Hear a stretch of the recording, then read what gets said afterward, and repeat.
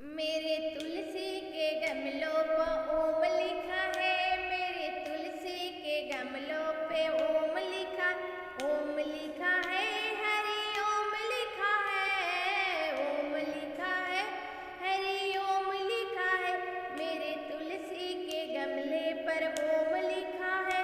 मेरे तुलसी पूजन को ब्रह्मा जी आए। तुलसी पूजन को ब्रह्मा जी आए। ब्रह्मा जी आए संग में ब्रह्माणी को लाए। ब्रह्मा जी आए। ब्रह्मा जी के वेदों में ओम लिखा है। ओम लिखा है। हरि ओम लिखा है। मेरे तुलसी के गमलों पर ओम लिखा है। मेरे तुलसी के गमलों तुलसी पूजन को राम जी आए। तुलसी पूजन को राम जी आए।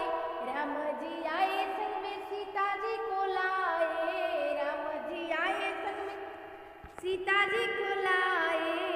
राम जी के धनुष पर ओम लिखा है। ओम लिखा है। हरि ओम लिखा है। राम जी के धनुष पर ओम लिखा है। ओम लिखा है। हरि ओम लिखा है। तुलसी पूजन को भोले जी आए। तुलसी पूजन को भोले जी आए संग में गौरा जी को लाए। भोले जी आए। भोले जी के डमरू पर ओम लिखा है। ओम लिखा है। हरि ओम लिखा है। भोले जी के डमरू पर ओम लिखा है। ओम लिखा है। हरि ओम लिखा है।